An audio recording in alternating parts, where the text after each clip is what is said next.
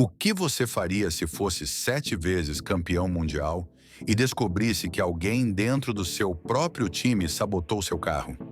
Uma conspiração interna ou simplesmente um erro técnico?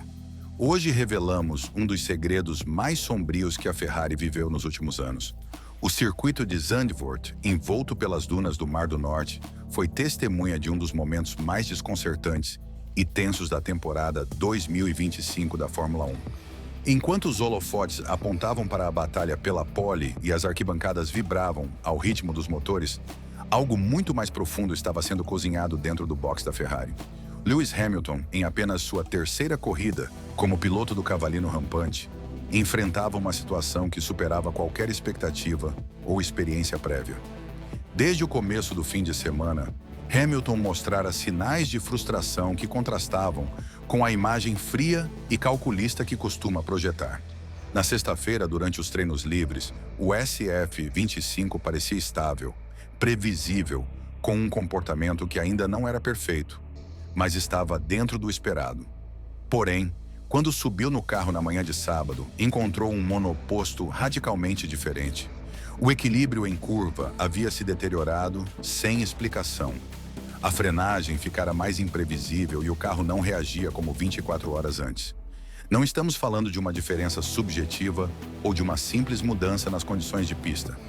Hamilton não se baseia apenas em sensações, mas em dados.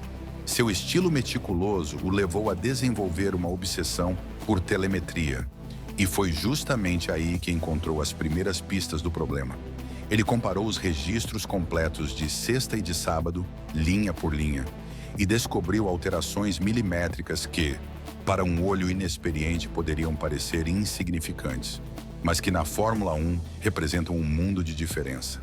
A variação mais preocupante estava na pré-carga do diferencial traseiro, parte crítica do carro que controla como o torque é distribuído às rodas de trás.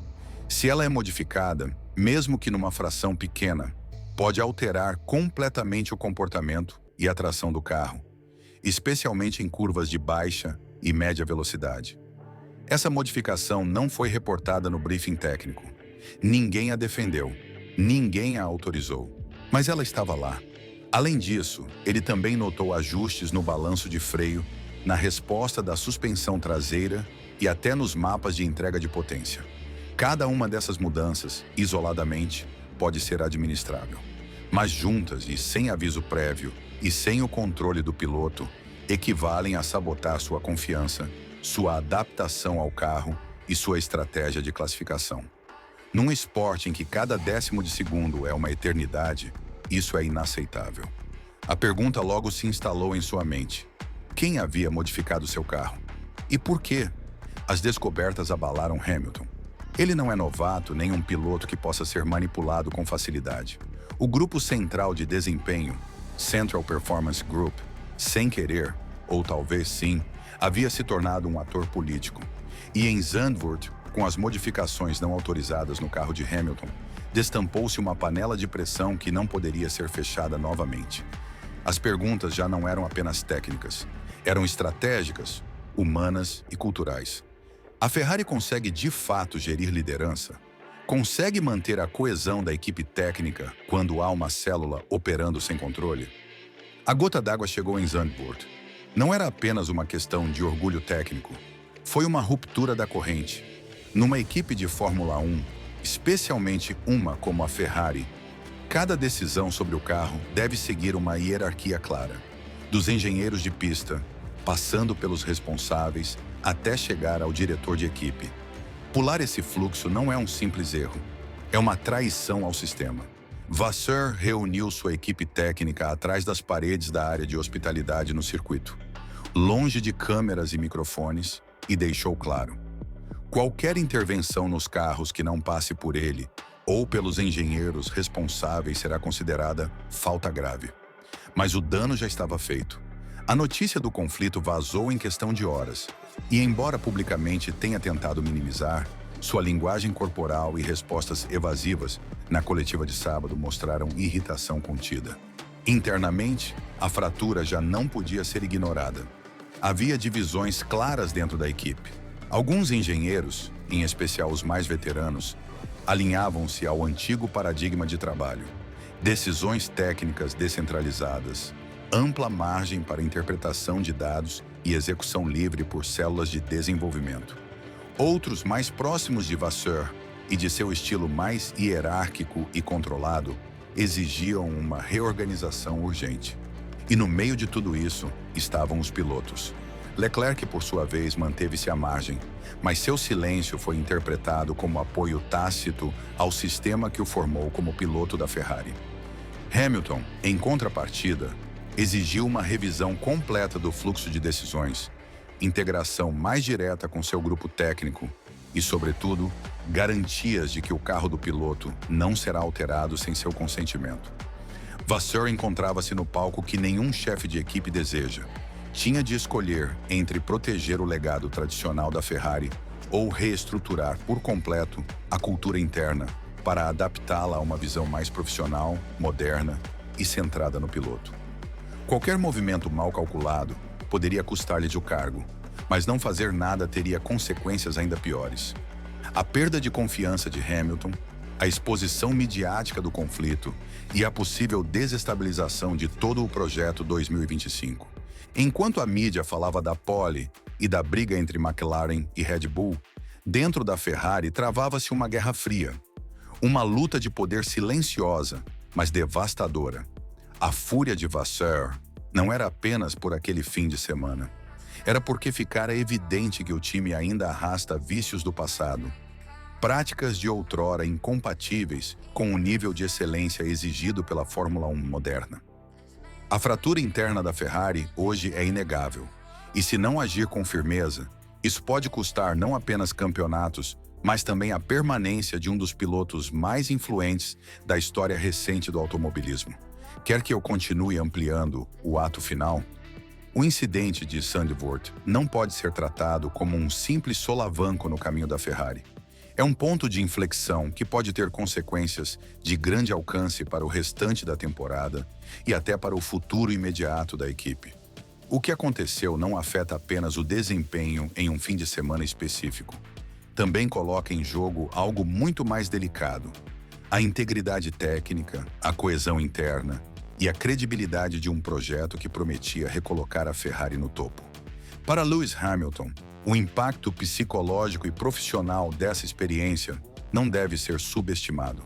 Após sua saída da Mercedes, muitos viram sua chegada a Maranello como o capítulo final de uma carreira lendária. Com a ilusão de fazer história, tornando-se o primeiro piloto a conquistar títulos por 3 equipes diferentes na era moderna. Mas para alcançar isso, Hamilton precisa de um ambiente em que possa confiar. E o que ocorreu no Grande Prêmio da Holanda minou severamente essa confiança. Já não se trata de saber se o carro é rápido o suficiente. Trata-se de saber se a equipe trabalha alinhada com sua visão, se seus engenheiros realmente o respaldam e se cada decisão técnica está sendo tomada para maximizar seu desempenho, e não como resultado de dinâmicas internas ou jogos de poder invisíveis.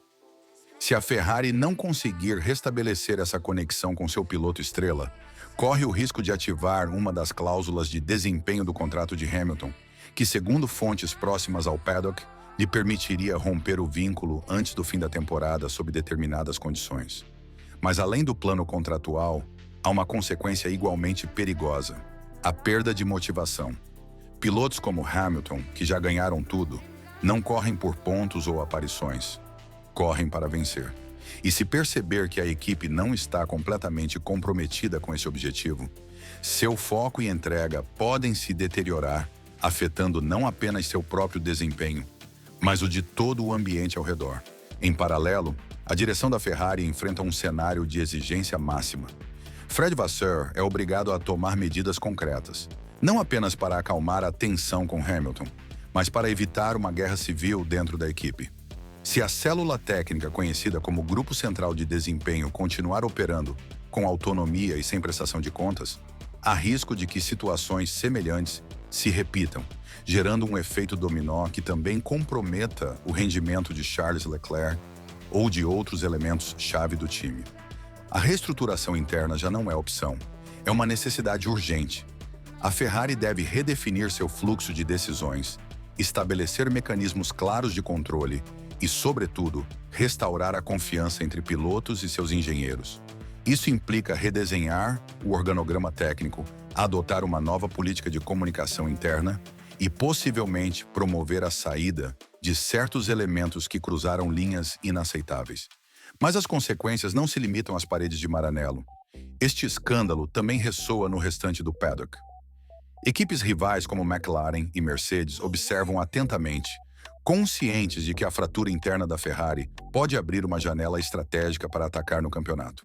A Red Bull, em plena reestruturação após a degradação de Liam Lawson e a ascensão de Tsunoda, também vê nesta crise uma oportunidade de voltar à frente se conseguir resolver seus próprios conflitos. E há ainda a FIA. Embora não tenha emitido comunicado oficial, a intervenção técnica no carro de Hamilton, sem seu conhecimento, pode entrar em revisão pelo órgão regulador, especialmente se ficar demonstrado que houve descumprimento de protocolos de segurança ou manipulação de parâmetros que requerem autorização explícita. O que aconteceu em Zandvoort marca o começo de um capítulo turbulento para a Ferrari. Um capítulo que, se não for gerido com firmeza e transparência, pode levar a um colapso esportivo, institucional e midiático. Porque na Fórmula 1, as vitórias se constroem a partir da unidade. E hoje, a Ferrari mostrou que seu maior rival talvez não esteja em outra garagem, mas dentro do próprio time. E a esta altura, a grande pergunta que devemos fazer não é o que aconteceu. Isso já sabemos. A verdadeira pergunta é: o que a Ferrari fará agora? Será capaz de olhar para dentro, admitir erros, tomar decisões difíceis e reconstruir a confiança perdida?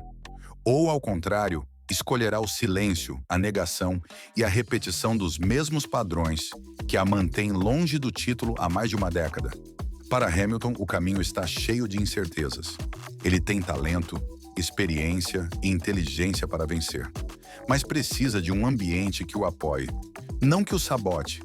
Vai buscar blindar uma revisão profunda do sistema interno? Ou chegará a um ponto em que decidirá que este projeto, por mais empolgante que seja, simplesmente não está à altura de sua ambição? O que você acha de tudo isso? Acredita que foi realmente uma conspiração interna contra Hamilton? Ou foi simplesmente uma cadeia de erros técnicos mal geridos? A Ferrari consegue recuperar credibilidade após um escândalo assim? Hamilton deveria considerar alternativas se a situação não melhorar? Quero ler a sua opinião nos comentários.